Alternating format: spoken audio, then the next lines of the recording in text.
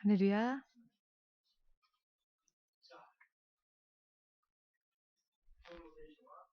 오늘의 성경 말씀은 마태복음 3장 1절에서 12절까지 읽겠습니다.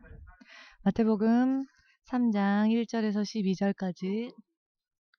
그때 세례 요한이 이르러 유대 광야에서 전파하여 가로되 회개하라 천국이 가까웠느니라 하였으니 저는 선지자 이사야로 말씀하신 자라 일렀으되 광야에 외치는 자의 소리가 있어 가로되 너희는 주의 길을 예비하라 그의 첩경을 평탄케 하라 하였느니라. 이 요한은 막대 털옷을 입고 허리에 가죽띠를 띠고 음식은 메뚜기와 석청이었더라. 이 때에 예루살렘과 온 유대와 요단강 사방에서 다 그에게 나아와 자기들의 죄를 자복하고 요단강에서 그에게 세례를 받더니 요한이 많은 바리새인과 사두개인이 세례 베푸는데 오는 것을 보고 이르되 독사의 자식들아 누가 너희를 가르쳐 임박한 진노를 피하라 하더냐. 그러므로 회개에 합당한 열매를 맺고 속으로 아브라함이 우리 조상이라고 생각지 말라. 내가 너희에게 이르노니 하나님이 능히 이 돌들로도 아브라함의 자손이 되게 하시리라. 이미 도끼가 나무 뿌리에 놓였으니 좋은 열매 맺지 아니하는 나무마다 찍어 불에 던지우리라.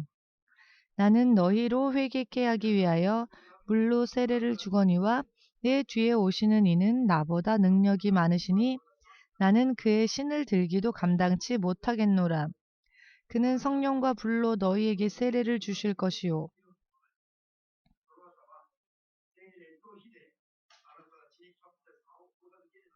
손에 키를 들고 자기의 타작 마당을 정하게 하사 알곡은 모아 곳간에 들이고 축정이는 꺼지지 않는 불에 태우시리라.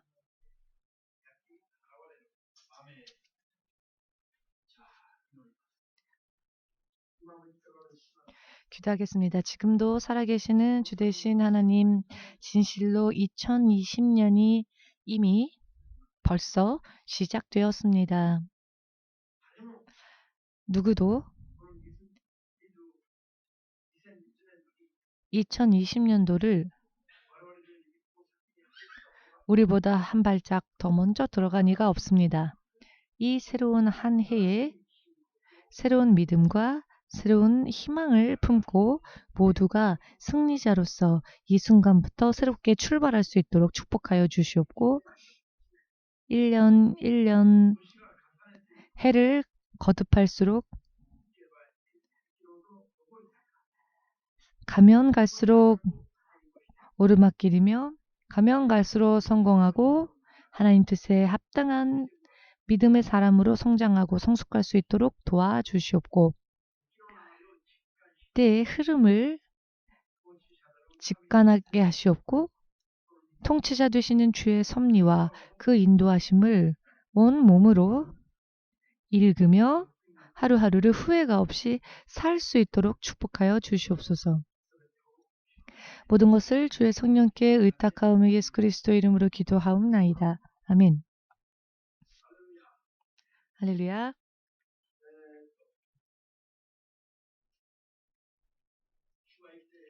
주님은 살아계십니까?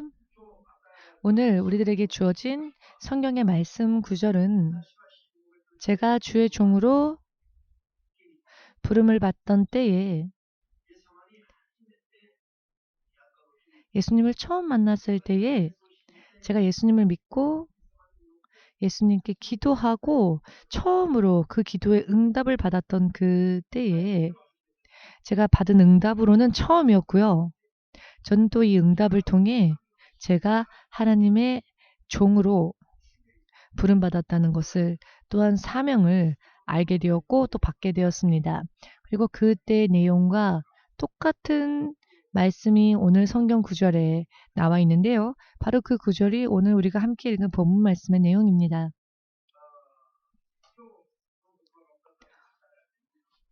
26년 만에 오늘 이 말씀을 주님께서 다시 허락하여 주셔서 하나님께서 얼마나 치밀한 계획을 가지고 얼마나 계획대로 이 세상을 다스리시고 통치하시는지가 다시 한번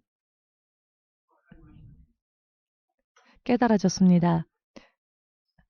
어떠한 연유이냐?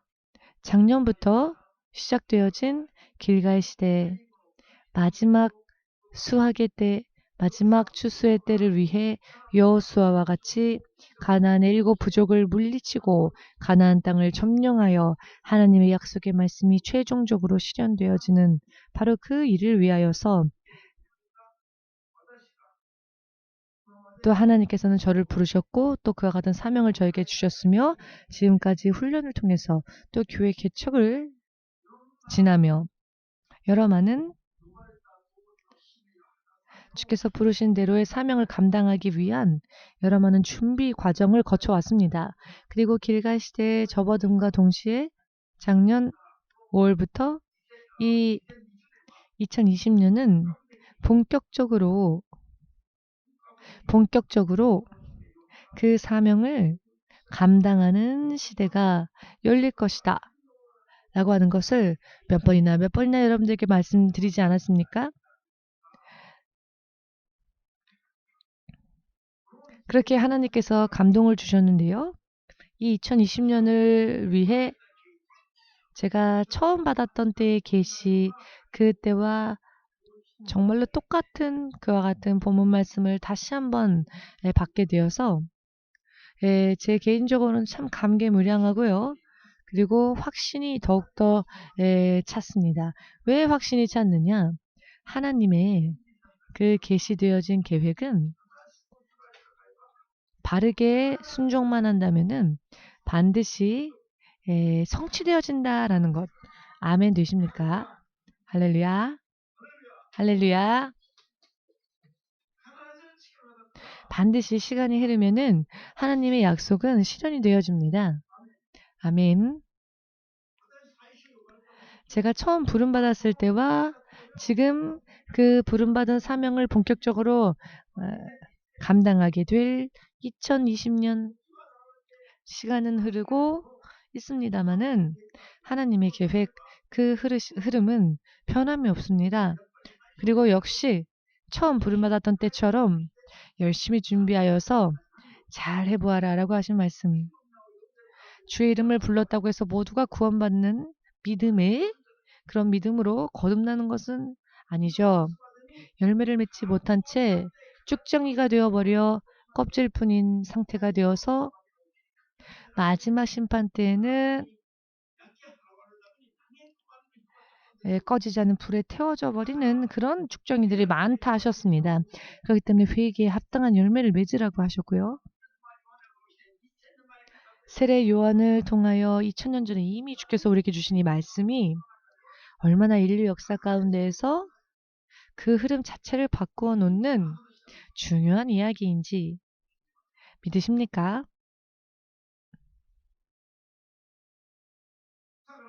그렇기 때문에 주의 종으로 부름받은 자가 열심히 준비하여서 잘못된 복음이 아니라 바른 복음을 전하기 위하여서 쭉정이가 나오지 않고 모든 신자들이 열매 맺어 하나님 나라에 합당한 믿음 생활을 할 수 있도록 잘 전하고 잘 가르치고 잘 인도해야 한다. 그리하지 않으면은 마지막에는 쭉정이와 알곡을 가르는 것처럼 구원받는 자와 구원받지 못하는 자를 나누셔서 하나님께서 어떤 사람은 천국으로 어떤 사람은 지옥의 불 속으로 태우시는,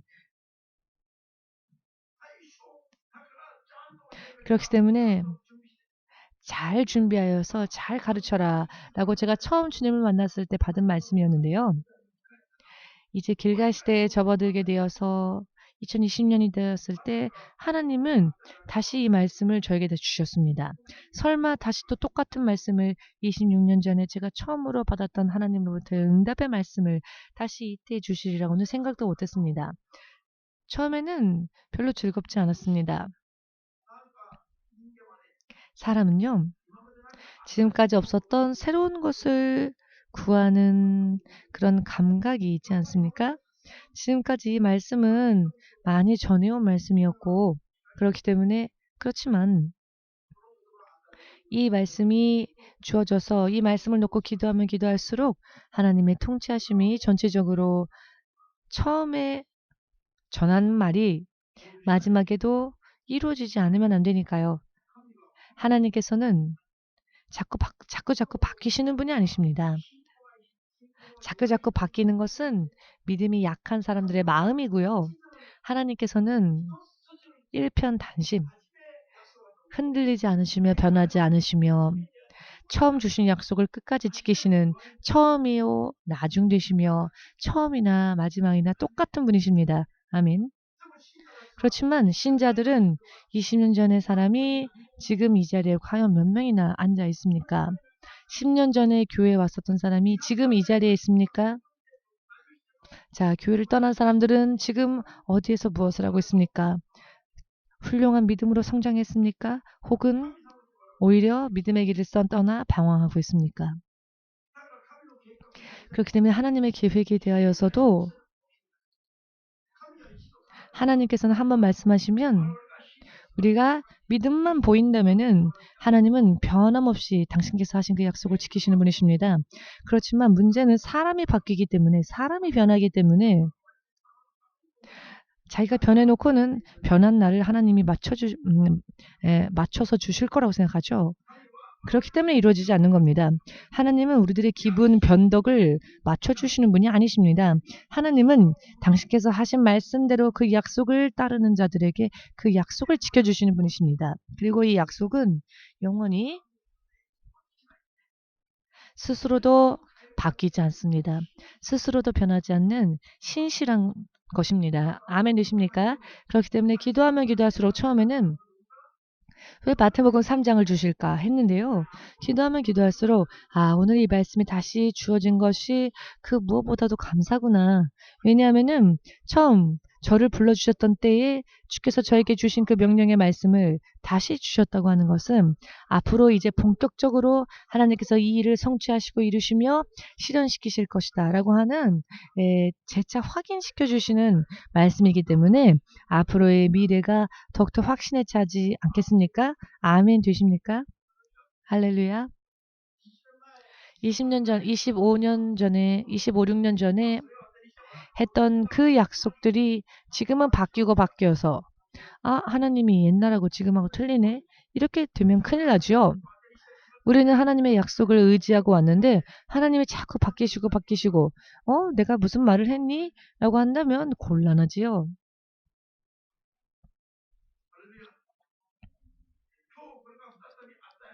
오늘 이 말씀이 다시 우리에게 주어진 것은 우리들을 향하신 하나님의 계획 또한 틀림이 없다는 것을 다시 한번 확실하게 증명할 수 있다라는 것입니다. 아멘 되십니까? 세례 요한이 조금 이 세례 요한에 대해서 말씀을 드리겠습니다.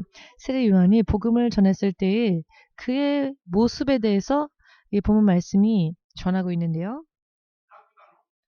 약대 털옷을 입고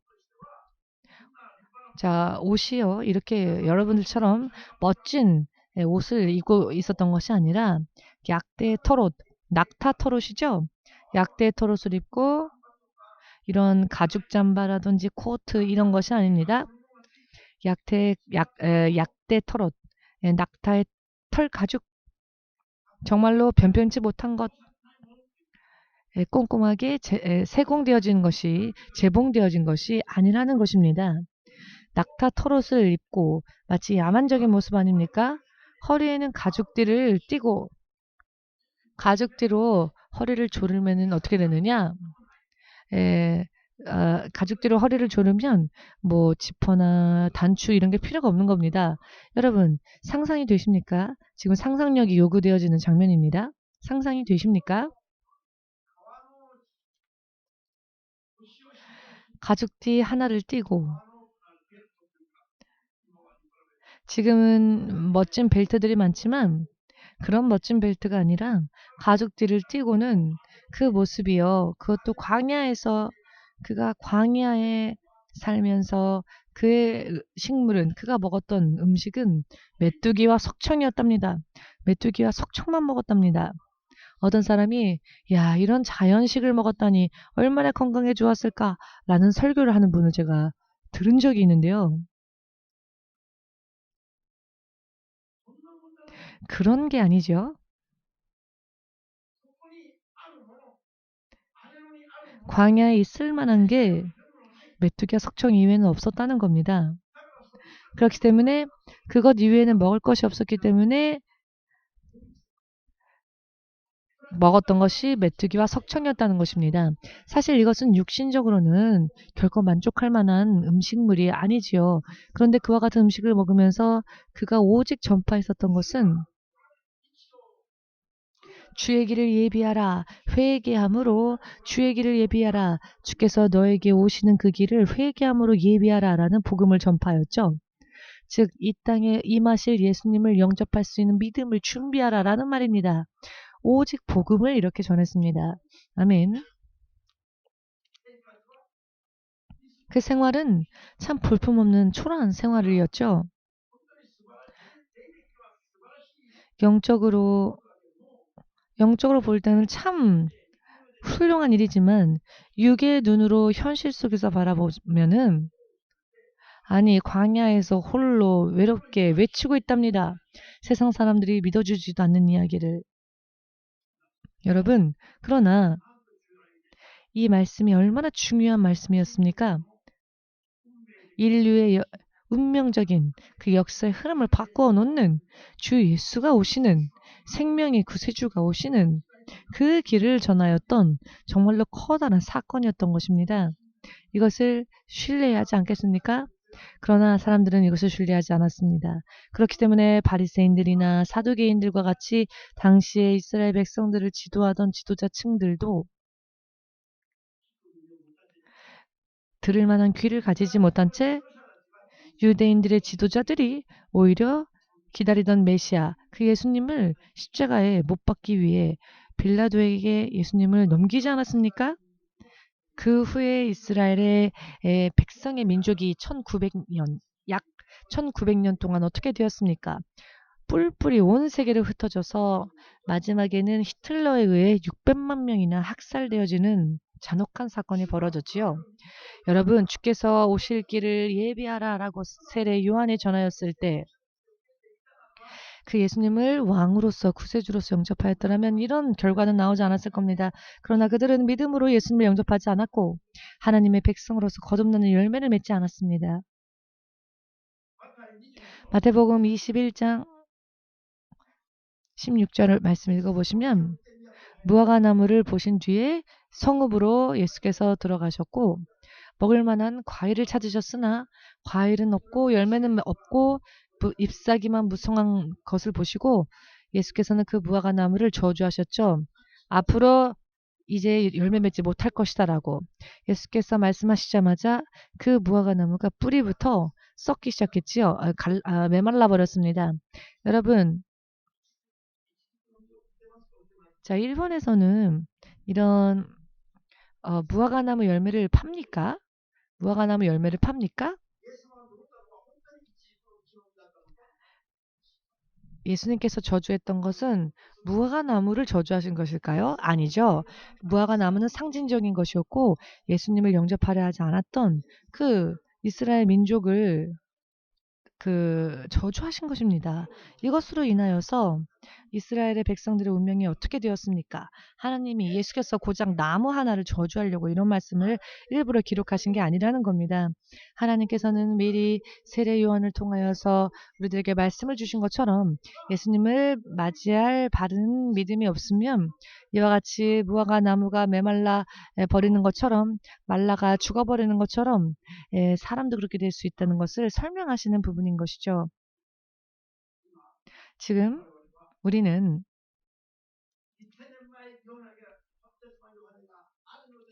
2000년 전에 세례 요한이 홀로 외롭게 육신을 위해서는 최소한의 음식물만을 섭취하며 예수께서 오시는 그 길을 예비하며 복음을 전했던 것처럼 이제 다시 오실 예수님, 이 땅에 다시 오실 예수님을 이와 같이 전파하는 광야에서 외치는 자의 소리와 같이 우리들은 되어야 합니다.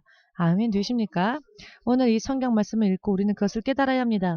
또한 이것을 우리는 받아들여야 합니다. 왜일까요?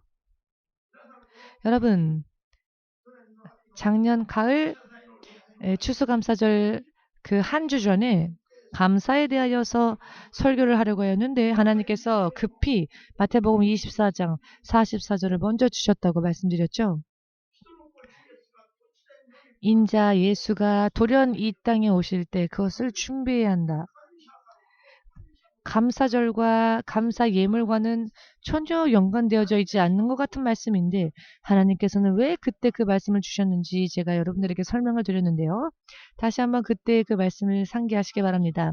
앞으로는 감사를 설교하는 혹은 기쁨을 설교하고 어떠한 것을 여러분들에게 전하건 여러분들이 어떠한 것을 하건 먼저 기본적으로 우리가 생각하지도 못할 때 다시 오실 그 예수님의 그 길을 예배하면서 그 후에 우리가 할 일들을 해야 한다는 것입니다. 지금은 그런 시대입니다. 우리는 그런 시대에 이미 접어들었습니다. 아멘 되십니까? 이것을 언제나 전제로서 이것을 예배하면서 틀림이 없이 준비하면서 어떠한 일을 하더라도 그 후에 다른 일을 해야 한다는 것입니다. 주의 길을 예배하는 일은 하지 않은 채 이런저런 일을 한다고 합시다. 예수께서 돌연 오시게 되었는데 전혀 휴거에 합당한 그런 믿음을 준비하지 못했다면은 그때까지 가지고 있었던 믿음이 허무하게 되어버리겠죠? 앞으로는 종합적으로 여러 많은 면에서 모든 면에서 믿음을 바르게 세우고 틈이 없도록 부서진 곳이 없도록 결여되어진 곳이 없도록 믿음을 온전하게 세워나가지 아니하면 돌연 임하게 될 예수님의 날에 남겨질 수밖에 없다는 것입니다. 이미 시대적으로 벌써 그와 같은 시대가 되어버렸습니다. 그러니 진실로 우리는 지금 깨어있어야 할 시대입니다. 할렐루야. 아멘. 이것을 위하여서 오늘의 성경의 말씀, 이 본문 말씀 정말 어떠한 일이 있다 할지라도 정말 이 말씀만큼은 열심히 지켜야 한다 하는 말씀이 무엇이냐? 회개에 합당한 열매를 맺고 라는 말씀 8절 말씀입니다. 지금까지 얼마나 많이 여러분들에게 전했습니까? 회개에 합당한 열매를 맺으라. 하나님 없이 혹은 하나님을 따르지 않은 채 내가 내 뜻대로 살았던 그 죄를 회개하고 하나님께로 돌아왔다면 이제는 하나님의 자녀로서 하나님의 자녀답게 하나님의 뜻을 충종하고 죄에서 벗어난 거룩한 삶을 바르게 하면서 이것이 회개에 합당한 열매를 맺는 일이 아니겠습니까? 그리고 또 한 가지는 세례 요한과 같이 다시 오실 예수님, 그 예수님을 전하면서 주의 길을 예배할 수 있도록 나 이외에도 많은 사람들을 구원으로 함께 인도해 가는 이렇게 크게 나누어서 생각해 본다면은 이 두 가지 직분을 우리가 바르게 감당해 나가지 않으면 안 되는 세대에 접어들었다는 것입니다. 그 출발선이 바로 작년 길갈 시대에 들어가는 것이었고요. 이제 2년째가 되지 않습니까? 이제는 본격적으로 그 직분을 감당해야 할 해가 되었습니다. 무언가 예수님으로부터 받을 은혜만 생각할 때가 아닙니다. 이제 우리가 해야 할 일들이 확실하게 있다는 것을 깨달아야 합니다. 아무리 여러분들이 예를 들어서 설교에서 혹은 어떤 일을 통해서 혹은 비즈니스를 통해서 하나님으로부터 축복을 받았다. 은혜를 받았다. 기뻐했다 합시다. 그러나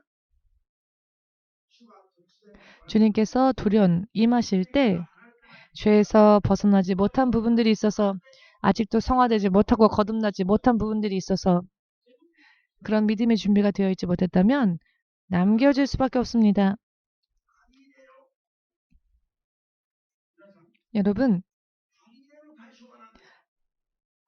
여러분들은 수확할 때 어떤 것을 수확합니까? 예를 들면 논이나 밭에 낫이나 쟁기를 가지고 먼저 알곡과 축정회를 나누고 곡간에 알곡을 넣지요. 근데 축정이는 잎사귀는 곡간에 들여놓지 않지요.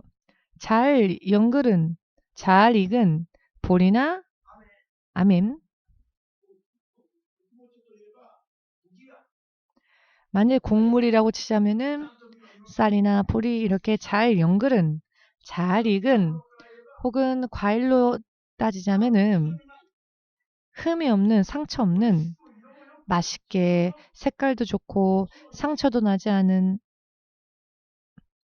잘 맺어진 그런 과일을 곡간에 넣겠죠? 잎사귀를 혹은 쭉정이를 곡간에 들이지는 않을 겁니다.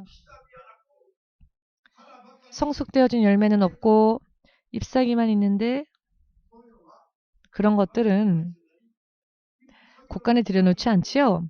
자, 오늘 말씀의 비유를 보시면 쭉정이는요.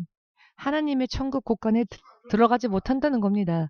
작년부터 하나님께서 작년 가을 무렵부터 저뿐만 아니라 다른 목사님들에게도 어떠한 감동을 주시는가 하면은 이파리만 무성한 그런 열매가 아니라 열매가 맺어 있는 그런 나무가 되어라. 그리고 이제는 옷을 더럽히지 말고 깨끗한 세마포로 갈아입을 준비를 해라. 전부 이와 같은 내용이 연이어서 들려옵니다. 같은 말씀과 같은 감동들을 받은 목사님들이 여기저기에 계십니다. 자, 죄에서 벗어나서 성령의 열매를 맺고 하나님의 자녀다운 모습으로 거듭나서 하나님의 자녀로서의 삶을 살지 않으면 앞으로의 시대는 큰일 난다는 것입니다. 여러분 5년 이상 혹은 10년 이상 혹은 20년 이상 긴 시간 동안 믿음 생활을 해온 신앙의 경력이 있는 분들도 계시죠. 그런데 지금까지 여러분들이 걸어온 과거를 한번 돌아보십시오. 여러분들이 죄에서 완전히 벗어나기까지 과연 몇 년 걸리셨습니까? 아니 3년, 5년, 10년이 지났지만 아직도 성화되지 못하는 부분들이 있지는 않습니까? 옆자리에 아름다운 사람이 앉아있으면 예배 끝날 때까지 그 사람밖에 보이지가 않고 하나님께서 사랑하라 죄인까지도 용서하고 사랑하라 하셨어도 계속 미움을 품고 있고 언제까지나 미움을 계속 품고 버리질 못한다든지 간단하게 생각해 보면 알 수 있습니다. 하나님께서 이렇게 하여라 라고 아무리 말씀을 하셨다 할지라도 다 했지만 이것만은 못했습니다 라거나 개인적으로 그런 것들 많이 있지 않겠습니까? 여러분 그렇게 죄가요 간단하게 없어지지가 않습니다. 죄에서 벗어난 삶이 그렇게 간단하게 되는 게 아닙니다. 지금부터 정말 몸부림을 쳐도 내 힘으로는 안 됩니다. 오직 성령의 도우심과 능력을 구하여서 노력하지 않으면은 사람은 하루 이틀 만에 변화되지 않습니다. 이렇게 사람의 연약함이 얼마나 연약한지 하나님은 아시기 때문에 앞으로 열심히 하라고 몇 번이나 거듭 경계하시고 경고하고 계십니다. 아멘 되십니까? 앞으로 열심을 내면 성령님을 의지하여 열심을 내면 괜찮지만 이렇게까지 경고를 전하여도 노력하지 않으면은 늦어버릴 겁니다. 왜냐하면 성화되는 것은요 시간이 많이 걸립니다. 아이는 임신해서 금세 태어나지 않지요. 임신을 했다 할지라도 때가 찰 때까지 그 아이가 태 속에서 성장합니다. 세상에 태어나도 살 수 있을 만큼 성장하고 준비하고 예비하고 빨라도 7개월, 8개월, 9개월 혹은 10개월 채워야 나오지요. 3, 4개월 만에 혹은 6개월 만에 태어나는 아이는 거의 희망이 없죠.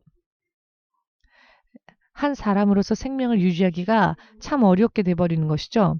그런데 믿음 생활도요. 이와 같은 비유가 통합니다. 확실하게 깨닫지 않으면은 믿는다 말뿐인 믿음으로는 하나님께서 원하시는 믿음의 수준까지는 오르지 못하면은 돌연 다시 이 땅에 오실 예수님과 아무런 관계를 맺을 수가 없다는 것을 지금 깨달으셔서 2020년도부터는 먼저 무슨 일이 있어도 먼저 다 만사젖혀두고 우선적으로 내가 예수께서 다시 오실 때 휴거에 합당한 믿음이 될 수 있도록 죄에서 벗어나서 하나님의 나라와 하나님의 의를 우선적으로 구하는 그 나라와 의를 우선적으로 구하는 하나님의 자녀가 되어야 할 것입니다. 26년 전에 주신 말씀을 요번에도 똑같이 주셨습니다. 이제는 이것을 실행하지 않으면 안 된다고 하나님께서 확실하게 말씀을 주셨습니다. 저는 그것을 확신합니다. 그리고 미리 말씀드린 대로 말씀드린 대로 지금까지도 다 이루어지지 않았습니까? 지난주에도 제가 여러분들에게 간증드렸지만은 무지개를 보여주셨다라는 간증을 드렸죠. 지금까지도 그랬지만은 하나님께서 주신 말씀대로 하나님은 약속을 지켜주셨고 앞으로도 그 약속을 이루어 주실 것이다.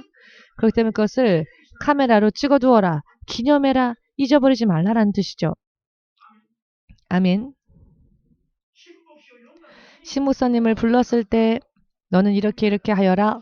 너는 회개에 합당한 열매를 맺지 못한 자는 죽정이가 되어 불에 들어갈 수밖에 없다. 그런 믿음들이 많으니 너 자신이 먼저 바르게 준비하고 너 자신이 바르게 배워서 올바른 것을 전하고 불에 떨어지는 자들이 더 많다는 것을 깨우쳐 주어라.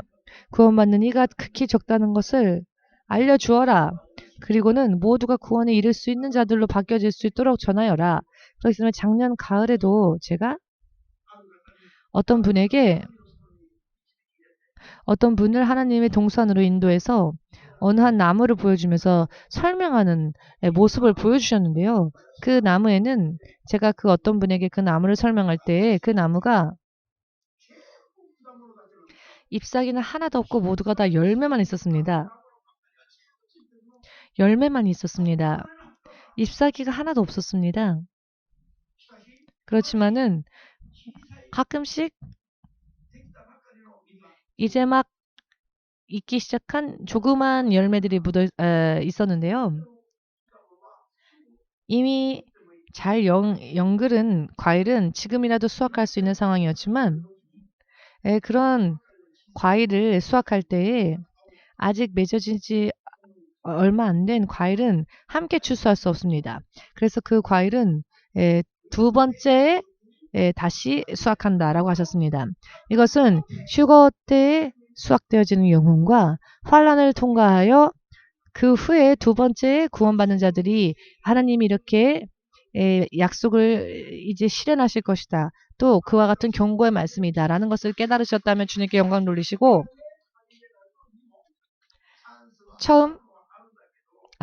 두 번째 수확되어지는 과일도요, 열매도요, 찬스가 없는 게 아닙니다. 그렇지만 저들은 7년 대환란을 통과하여 구원받는 자들이기 때문에 얼마나 패닉이 되겠습니까? 정말 말로만이 아니라 목숨 걸고 믿음 지키지 않으면 안 되는 그와 같은 때를 지나가야 하는 것이니까요. 하나님께서 저에게 계시해 주신 말씀들은 지금까지도 실현되어졌고 지금도 그러하며 앞으로도 실현되어질 것을 믿습니다. 단순한 설교를 위한 설교를 하는 게 아닙니다. 미사 용어 쓰면서 여러분들에게 그저 말을 전하면서 여러분들의 고민만을 상담해주고 한다면 그것은 설교가 아니죠. 그것으로 구원받는 게 아니기 때문입니다. 진실로 구원받는 믿음은 먼저 죄에서 벗어나는 믿음입니다. 예수님께서 사람을 죄 속에서 건져내시기 위해서 그 육신을 버리지 않으셨습니까? 그런데 예수님의 십자가에 못 박은 죄를 다시 또 크리스찬이 되었음에도 불구하고 다시 또 똑같은 죄를 범하는 자들은 예수님을 범죄할 때마다 예수님을 다시 또 십자가에 못 박는 일을 버리는 것이기 때문에 점점 구원의 문은 좁혀져 가는 겁니다. 이것은 히브리서 6장 4절 이하의 말씀이라는 것을 믿으시기를 예수님의 이름으로 축복합니다. 아멘 되십니까?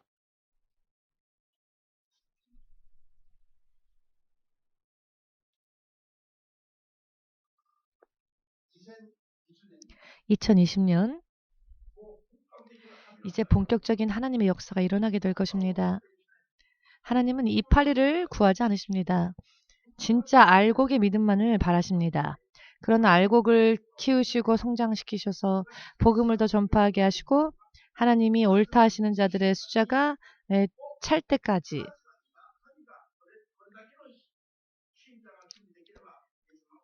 하나님께서 정하신 그 숫자가 찰 때까지 그리고 그때가 차면 하나님은 그 때를 더 이상 뒤로 미루지 않으실 겁니다. 그 어느 누구도 알지 못하는 어느 날 돌연 휴거가 일어나게 될 것입니다. 믿으십니까? 다만 전도하고 그렇기 때문에 올해부터는 가족이건 친척이건 지인이건 친구이건 혹은 전혀 모르는 사람이라 할지라도 앞으로 열심히 기도하면서 전도에 박차를 가해야 합니다.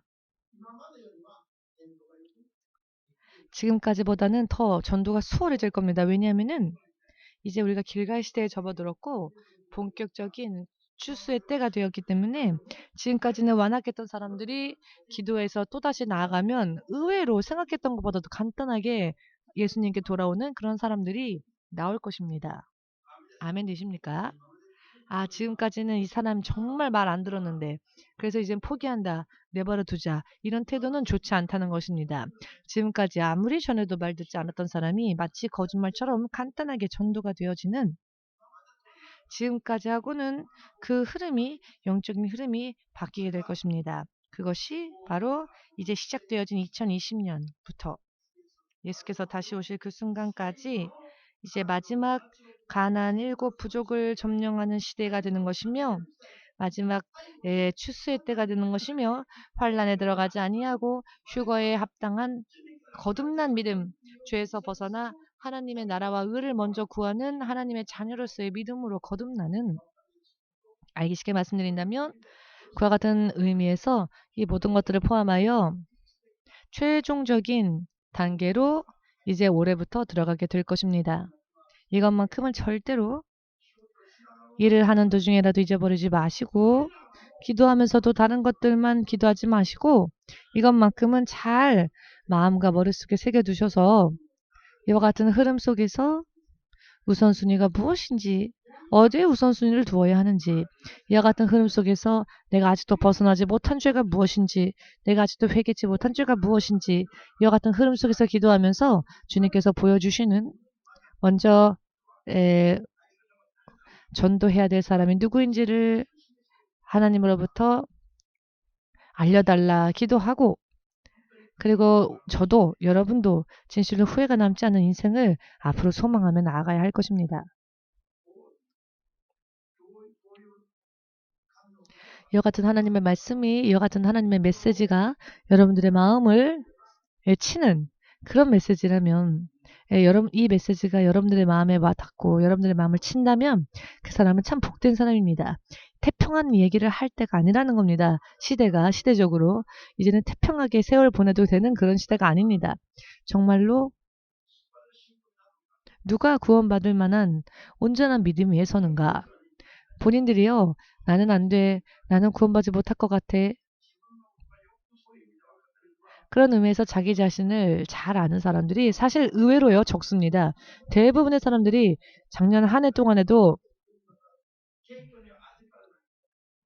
아직 휴거에 합당하지 못한 믿음이라고 본인에게 직접적으로 계시하셔도 그래도 어떤 사람은 내가 휴거받지 못하리라고는 꿈에서도 생각하지 못하는 사람들이 있습니다.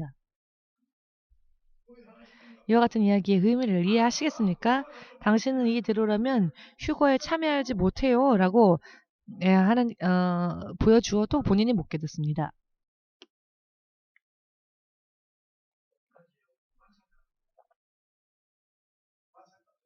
왜냐하면 설마라고 생각하기 때문입니다.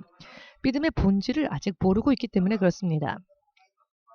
그저 나는 신앙의 경력이 몇 년이다. 나는 주일 성수는 지켰으니까 이렇게 자기가 믿는 자로서 뭔가 형식을 치루었다는 것만으로 설마 내가 구원받지 못하지는 않겠지라고들 생각하는데요. 그러나 성경은 확실하게 말씀하십니다. 거듭나지 아니하면 누구라도 거듭나지 아니하면 죄에서 벗어나지 아니하면 누구도 구원받지 못합니다. 여러분들에게 이와 같은 말씀을 전하기 이전에 제 자신도 먼저 여러분들 저에게 질문해 보십시오. 저는 여러분들 그 누구보다도 회개해야 될 죄가 없는지 항상 저 자신을 경계합니다. 여러분들보다도 더 저는 회개해야 될 죄가 없는지 더 경계합니다. 왜냐하면은 영적으로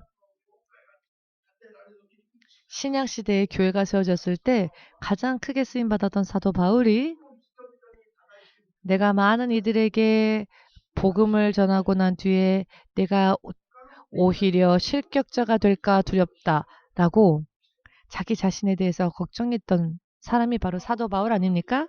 사도 바울은 다른 제자들보다 믿음이 작았다든지 약했다든지 영적 지식이 부족했다든지 직분을 게을리하고 적당히 했다거나 한 사람이 아니죠.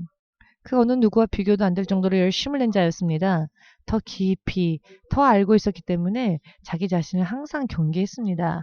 깨달은 여러분 되시기를 주의 이름으로 축복합니다. 아멘.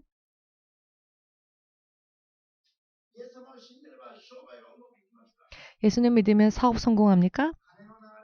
돈의 흐름이 잘 돌아갑니까? 그것은요, 두 번째, 세 번째, 네 번째 목적이죠.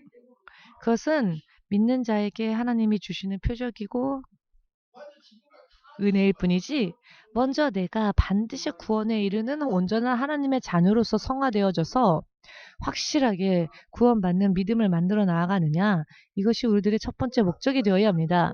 이것이 바르게 성립되면은, 이런 믿음이 바르게 서게 되면 하나님은 그 사람을 빛과 같이 세워주십니다.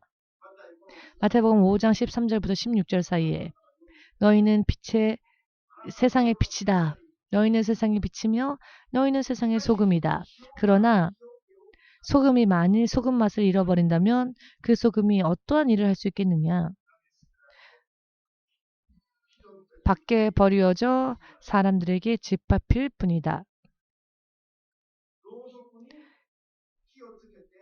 초에 불을 켜고는 그것을 식탁 밑에 두는 자를 보았느냐. 그렇지 않다. 초에 등불에 불을 붙인 자는 그 등불을 식탁 밑에 두지 아니하고 높은 곳에 그 등불을 놓아 온 방안을 비출 수 있도록 소중하게 취급할 것이다 라고 하셨죠. 이것은 초에 대해서 설명하시고자 하는 이야기가 아니라 예수를 바르게 믿는 자들, 예수님을 빛과 같이 세상에 전하고 흑암 속에 결박된 자들을 구원으로 인도해내고자 전도 열심인 사람들을 하나님께서 더욱더 높여주신다는 것입니다. 왜냐하면 저들은 하나님의 자랑이기 때문입니다. 예수님을 바르게 전하는 자들은 하나님의 자랑이 됩니다. 하나님의 보물이 됩니다. 그렇기 때문에 하나님께서는 먼저 그와 같은 사람들을 드러내십니다. 그리고 그 사람을 보고 더 많은 사람들이 하나님께로 돌아오도록, 이것이 하나님의 계획이십니다. 할렐루야. 이 세상에서 빛나는 존재가 되고자 원하시는 분 계십니까? 자, 그렇다면은 2020년도에는 많이 전도하십시오. 기도에 기도를 더하여 전도해야 할 사람들을 기도하고, 먼저 우선적으로 하나님이 주시는 그 사람들에게 먼저 예수님의 이름을 전하십시오. 그리고 그것을 마치 내 본업처럼, 전도를 내 본업처럼 하십시오. 그러면 경제적인 문제를 비롯하여 건강 문제, 인간관계, 이 모든 것들은 우리가 구하지 않아도 하나님께서 돌아봐 주시고 필요할 때 필요한 것으로 채워주시고 불필요한 것들을 제하여 주실 것입니다. 이와 같은 것들은 우리의 믿음을 보시고 하나님께서 축복을 주실 것인가 혹은 걷어가실 것인가를 판단하시는 것이지 우리가 구해서 주어지는 건 아닙니다. 모두 함께 건강이나 돈이나 인간관계나 이 세상에 있어서의 필요한 것들은 믿음으로 구해서 얻는 것이 아니라 믿음을 보시고 하나님께서 필요한 것을 허락하시며 방해물은 제하여 주시는 것이다. 여러분들의 인생의 믿음 생활에 만일 병이 여러분들을 방해한다면 그 병을 고쳐주실 것이며, 만일 돈이 여러분들의 회방이 된다면 그것을 제하실 것이며, 오히려 돈이 필요할 때에는 하나님이 돈도 채워주실 것입니다. 돈이 필요할 때에 자, 주의 종으로서 훈련받아야 될 때 돈을 먼저 구하면 그 사람은 다 잃어버리게 될 것입니다. 그러나 먼저 복음을 전하고 사람들의 영혼을 구하고 하나님께서 기뻐하시는 일 먼저 하면 없었던 돈까지 다른 사람의 주머니에 있었던 돈까지 여러분들의 주머니로 옮겨주십니다. 왜냐하면은 그때는 물질도 필요하게 되기 때문입니다. 사도 바울이 교만의 죄를 범할 수 있었기 때문에 하나님께서 그 눈에 질병을 허락하지 않으셨습니까? 신목사님도 그런데 신목사님도 질병이 당뇨병이 들어왔는데 이것이 사역을 감당하는 데 있어서 불필요했더니 하나님께서는 그 불필요한 병은 또 제하셨습니다. 필요할 때는 사도 바울과 같은 경우에는 병을 허락하실 수도 있고 필요하지 않을 때는 그 병들도 하나님이 또 걷어가신다는 것입니다.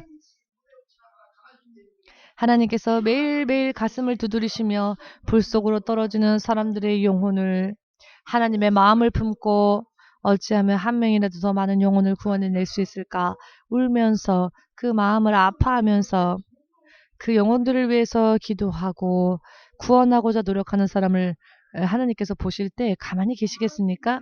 하나님께서 그저 잠잠히 그 사람을 보시겠습니까? 그 사람을 더욱더 강건케 하시고 더 세워주시고 더 많은 생명의 열매를 맺을 수 있도록 손질하실 것입니다. 하나님 나라에 가게 되면 가장 큰 면류관을 받을 자가 누구냐? 많은 사람들을 전도하여 많은 사람들의 영혼을 구원한 자일 것입니다.